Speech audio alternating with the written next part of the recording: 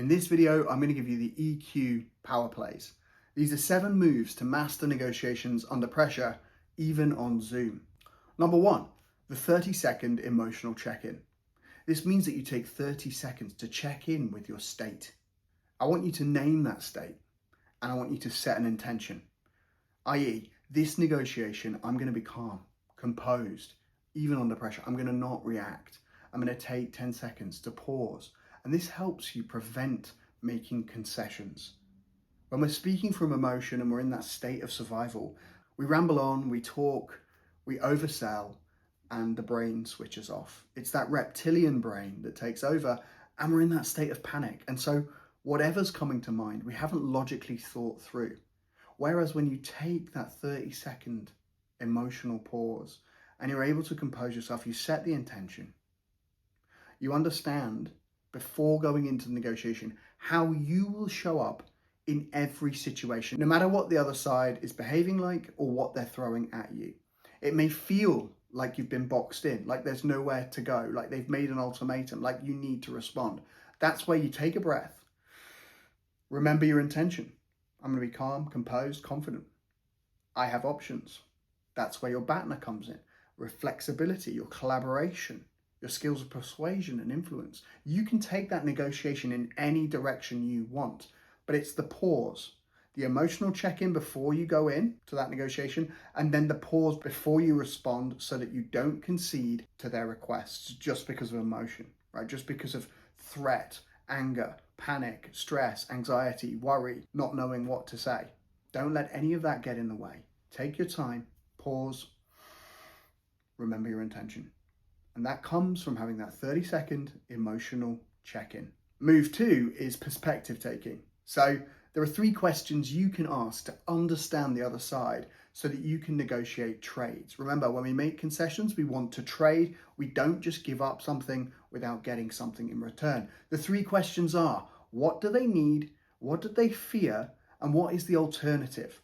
When you probe with intention and you ask these 3 questions, you start to uncover and you start to create an opportunity for trades to be made because you're getting more information that's specific to their needs, their fears, and their alternatives.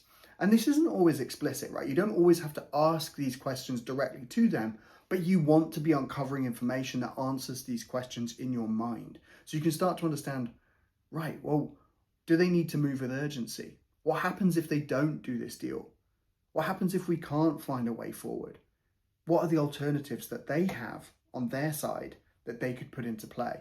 And what are the most pressing needs, deep needs, not always the thing that they're expressing?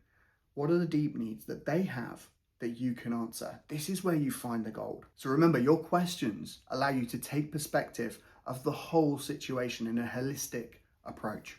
Today I want to share something that's incredibly close to my heart. It's this book here in my hands. It's The First Domino. I wrote this to help you expand into new markets, to make the most of your first 90 days. Whether it's a new role that you've started, whether it's a new team that you've taken on, or your company has launched a new product or service, or you're just a founder and you really haven't landed that first major client yet. Imagine this, you're starting a new job and you're sitting down and you're opening up your computer and you've got 43 new Slack messages, a ton of new emails and content that you've got to learn. The pressure's on. Not only that, but you've got to go out and you've got to meet all these new people, these new staff members, these new clients. But most of all, you've got to add value. And whether you acknowledge it or not, you know the pressure is on. You know that this time is precious and that this company has brought you on for a reason. And you're there to prove that reason. That's one of the reasons I wrote this book. It's something that you can read on the weekend and implement on Monday to guide that process so that you can systematize the process of excelling and bring those trusted relationships forward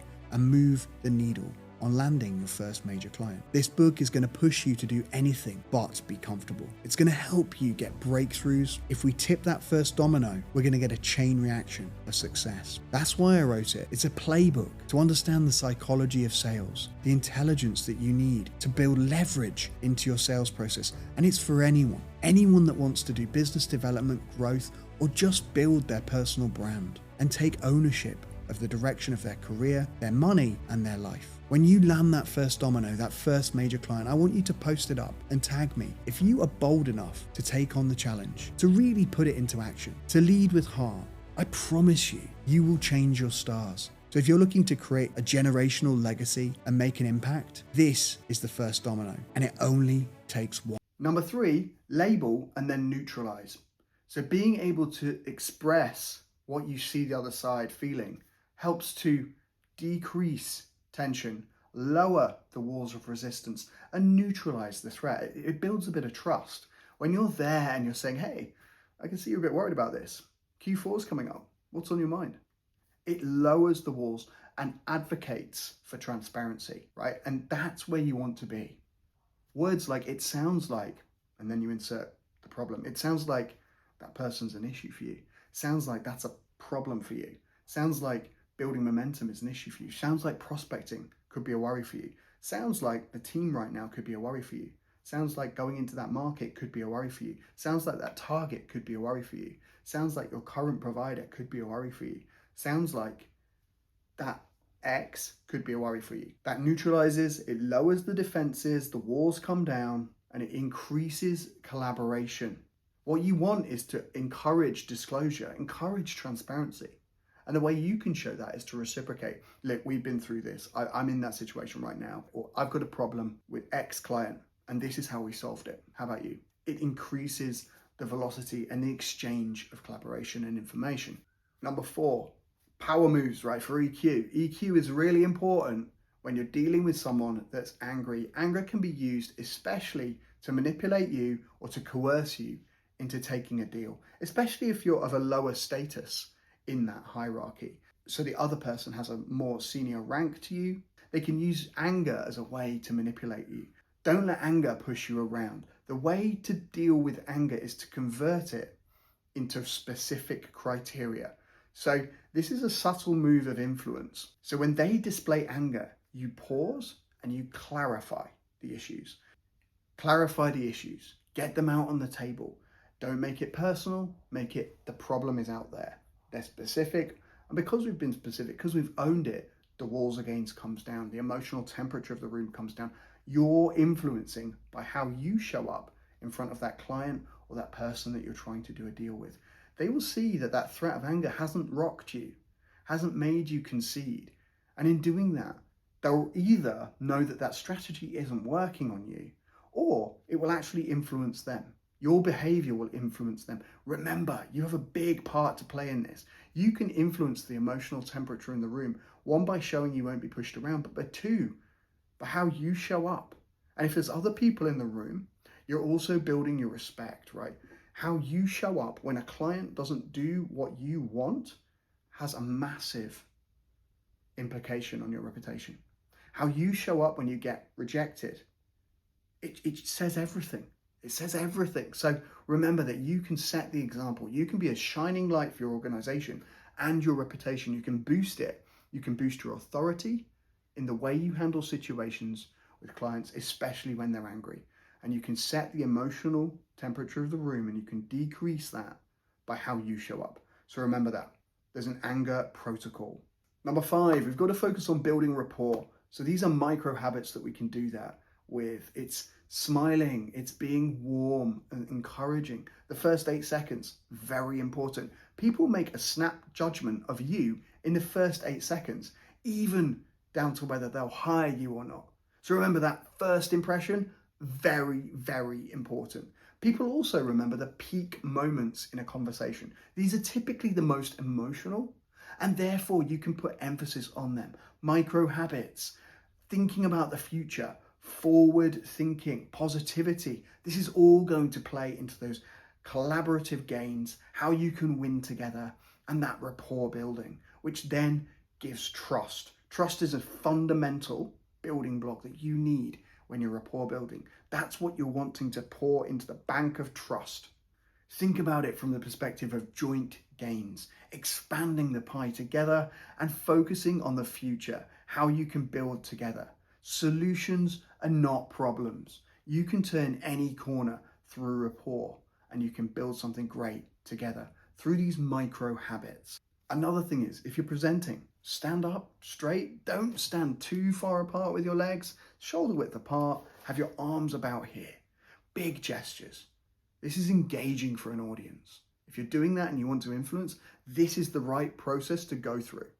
So you're not with your arms down here and you're not with your arms up here. It's just here. It's relaxed, it's confident, and it expresses strength, clarity, conviction, and you've got the crowd. You've got the audience. And so when you do that, combined with this warm approach, combined with your tone of voice, your intention, your eye contact, your body language, you're always signaling something. You're building trust and you're consistently moving forward with how you can, not how you can't. Those joint gains become incredibly important. Number 6, especially on Zoom. Now, I said we were going to talk about this. You've got to channel match.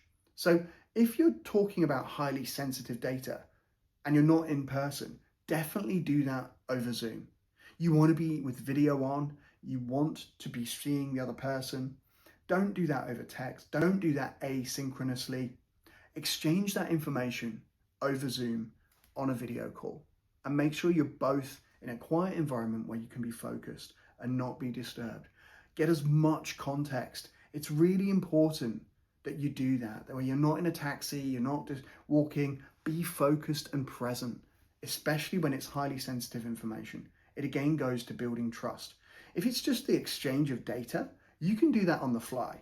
That can be over WhatsApp and email and text and call.